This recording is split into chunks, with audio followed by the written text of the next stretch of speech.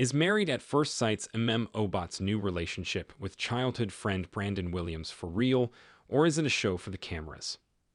Hello everyone, welcome to my channel. Please subscribe and keep watching for more details. After Emem Obot left her Married at First Sight husband, Aikechi Ojore, she ended up falling into the arms of her childhood friend Brandon Williams. Sadly, the cracks in Emem and Aikechi's relationship started showing early on. Emem tried to go into the experience with an open mind, but she didn't get the same in return from Aikechi, so the couple didn't last long. After Aikechi and Emem split earlier in the season, Emem surprised the rest of the cast and the show's expert panel with the news that she wasn't just dating Brandon, he'd actually proposed. I'm happy that Emem got away from Aikechi, but I'm concerned that her new relationship with Brandon has some red flags. Brandon and Emem's entire courtship was filmed for the show, including his proposal in a ring store. Emem was also rebounding from her marriage with Aikechi, and I'm concerned that this made her move too fast with Brandon.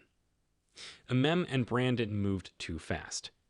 While Brandon and Emem have known each other for years, their romantic relationship moved quickly. They reconnected as adults, and at the time, Brandon was a father of two who was going through a divorce and crashing on his sister's couch. Emem didn't seem to mind, and within a week of seeing each other, Brandon proposed to Emem, and soon they were shopping for rings.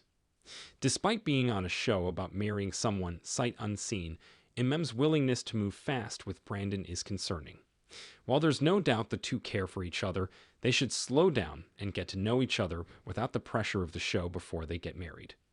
Emem can't hide her smile when Brandon is around, but I'm worried she didn't fully process what happened with Aikechi and is masking that in her relationship with Brandon.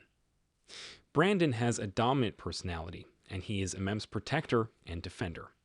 Emem might have been feeling insecure after her relationship with Aikechi failed, and Brandon's attitude towards her and their relationship probably seemed appealing. Brandon rode in like Emem's Prince Charming to rescue her from Aikechi, but I hope the fairy tale lasts. Brandon seems to like fame.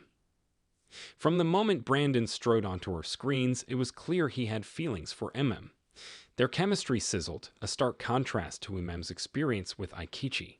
It was refreshing to see Emem so happy after she looked traumatized following her split with Aikechi. Brandon's confidence when wooing Emem may have stemmed from the fact that he knew she'd been humiliated on TV, so her ego was probably bruised.